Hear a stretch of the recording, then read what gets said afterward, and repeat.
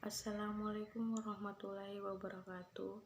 Perkenalkan, nama saya Linda Rafinta, NIM 22114032.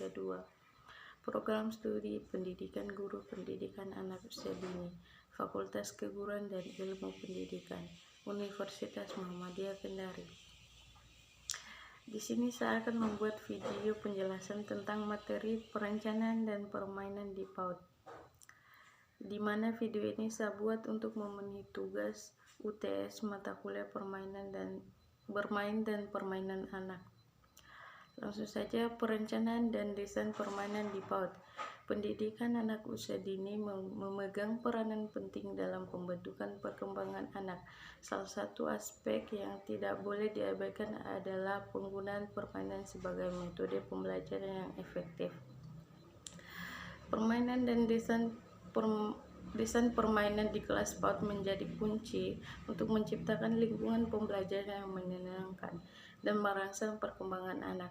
Lingkungan pembelajaran anak adalah dunia bermain mereka, baik di dalam maupun di luar ruangan.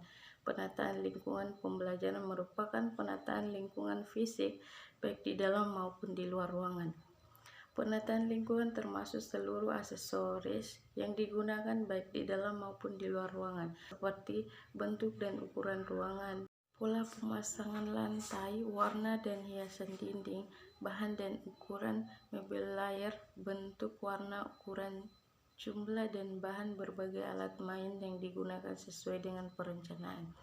Adapun prinsip yang harus diperhatikan dalam menata lingkungan pembelajaran di PAUD. Yang pertama, membuat anak merasa nyaman.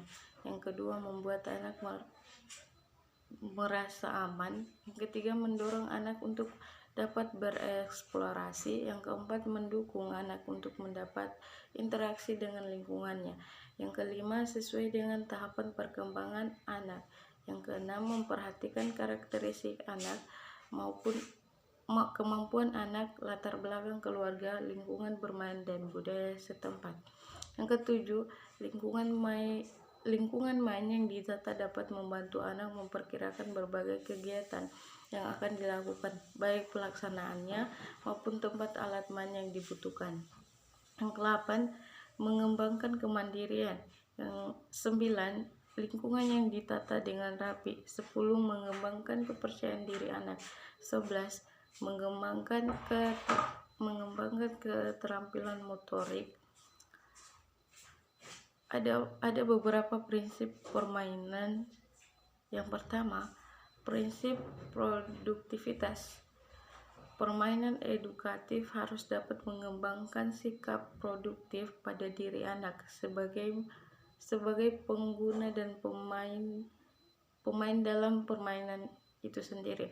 Yang kedua, prinsip aktivitas. Permainan edukatif harus mampu mengembangkan sikap aktif pada anak. Yang ketiga, prinsip efektivitas dan efisien.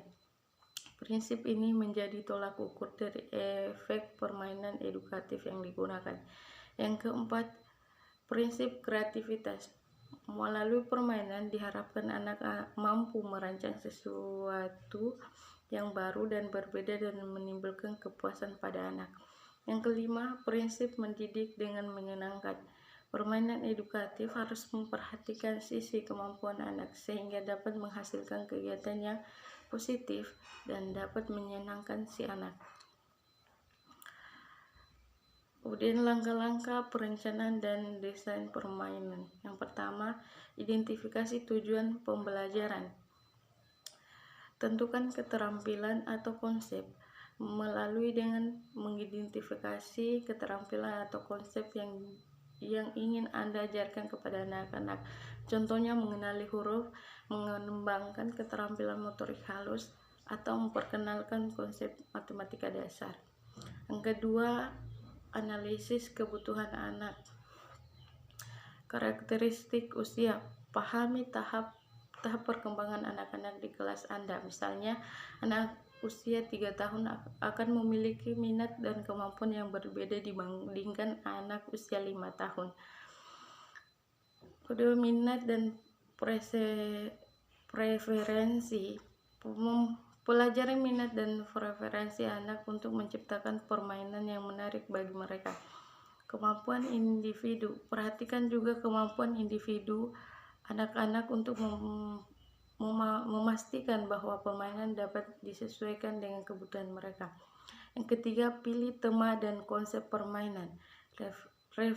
Relevansi dengan pembelajaran.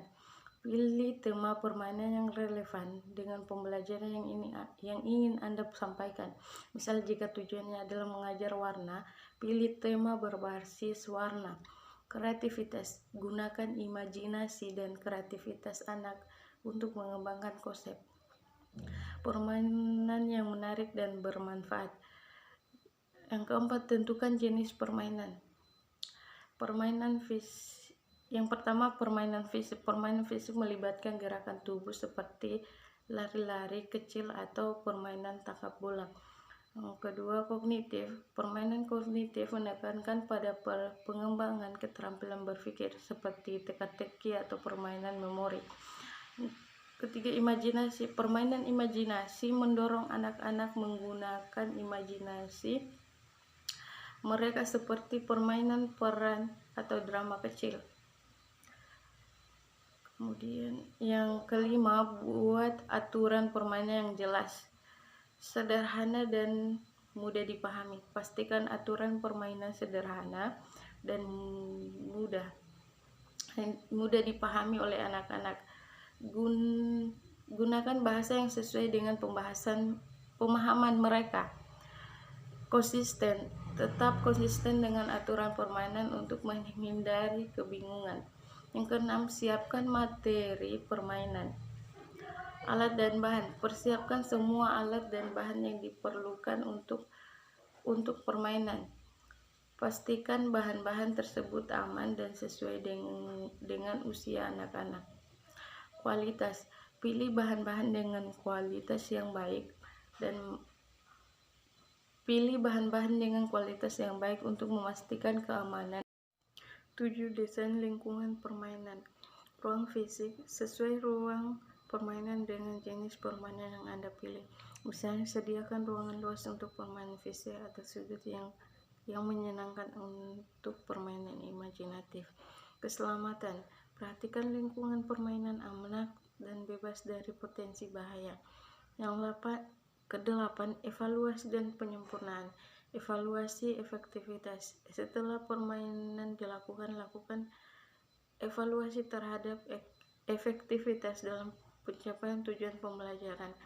Yang kedua, feedback. Dapatkan feedback dari anak-anak dan rekan kerja Anda untuk memperbaiki dan menyempurnakan desain permainan di masa depan. Itu tadi penjelasan materi dari saya. Lebih dan kurangnya mohon dimaafkan. Billahi fisabilillah, wastabiqul khairat. Wassalamualaikum warahmatullahi wabarakatuh.